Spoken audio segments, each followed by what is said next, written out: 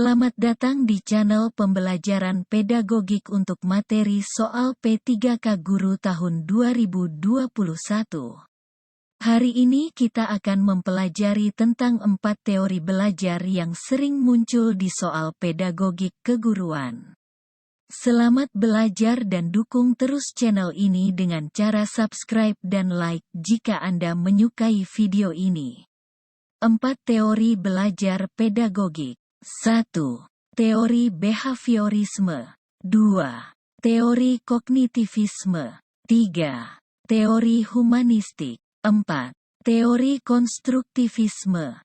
Teori belajar behaviorisme. Teori belajar behavioristik menjelaskan belajar adalah perubahan perilaku yang dapat diamati, diukur dan dinilai secara konkret. Perubahan terjadi melalui rangsangan, stimulans, yang menimbulkan hubungan perilaku reaktif, respon berdasarkan hukum-hukum mekanistik.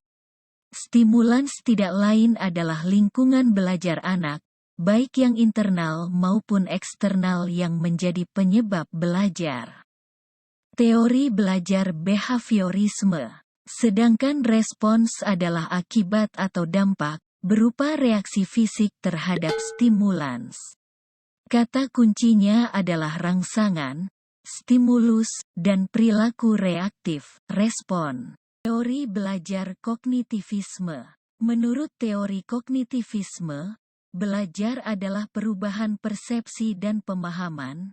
Perubahan persepsi dan pemahaman tidak selalu berbentuk perubahan tingkah laku yang bisa diamati. Hal ini berlawanan dengan teori behavioristik. Asumsi dasar teori ini adalah setiap orang telah mempunyai pengalaman dan pengetahuan dalam dirinya. Pengalaman dan pengetahuan ini tertata dalam bentuk struktur kognitif. Menurut teori ini, proses belajar akan berjalan baik bila materi pelajaran yang baru beradaptasi secara klop dengan struktur kognitif yang telah dimiliki oleh siswa. Kata kuncinya adalah pengetahuan baru siswa terkait dengan pengalaman pengetahuan lama siswa tersebut. Teori humanistik menyatakan bahwa belajar yaitu memanusiakan manusia. Maksudnya adalah menghargai segala yang ada pada manusia. Oleh sebab itu teori belajar humanistik sifatnya lebih abstrak dan lebih mendekati bidang kajian filsafat, teori kepribadian, dan psikoterapi, daripada bidang kajian psikologi belajar. Pada teori ini juga lebih mementingkan isi yang dipelajari daripada proses belajarnya. Proses belajar mengajarnya dari pengalaman hidup siswa, dengan pengalaman hidup nanti akan dijadikan sebagai landasan materi. Kuncinya adalah membahas tentang teori kehidupan di dalam proses belajar. Teori konstruktivisme. Teori belajar konsep utama dalam teori konstruktivisme yaitu peserta didik akan aktif mencari untuk membuat pengertian tentang apa yang ia pahami. Hal ini memiliki arti bahwa belajar adalah sebuah kegiatan yang berbasis mencari tahu secara mandiri, menyelesaikan masalah, dan menemukan penyelesaian. Kata kuncinya adalah hipotesis, trial error, pola dan menyusun. Agar lebih paham, mari kita selesaikan soal-soal pedagogik yang berkaitan dengan 4 teori belajar. 1.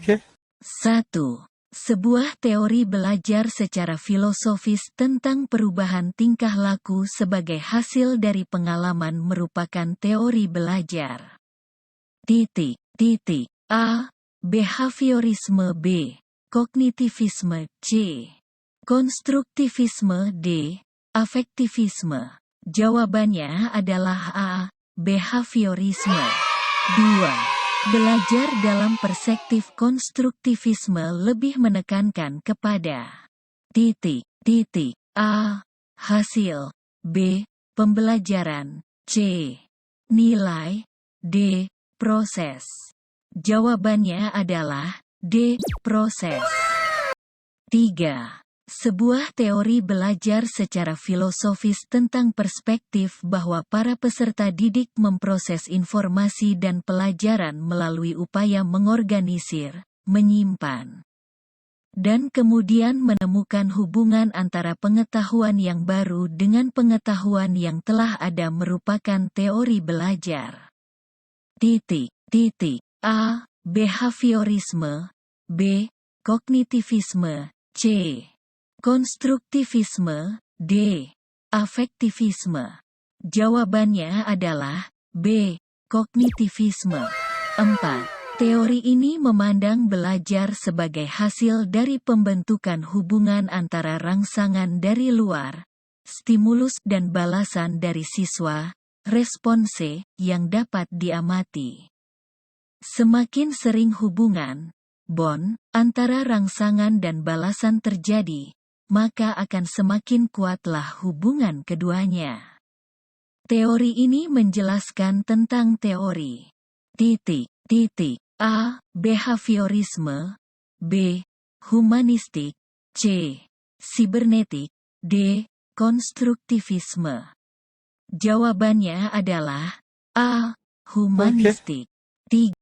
5. Di dalam proses pembelajaran, para siswa dihadapkan dengan situasi di mana ia bebas untuk mengumpulkan data, membuat dugaan, hipotesis, mencoba-coba, trial and error, mencari dan menemukan keteraturan, pola, menggeneralisasi atau menyusun rumus beserta bentuk umum, membuktikan benar tidaknya dugaan itu.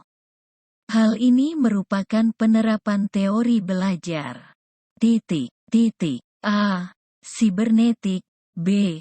Humanistik. C. Behaviorisme. D. Konstruktivisme. Jawabannya adalah D. Konstruktivisme.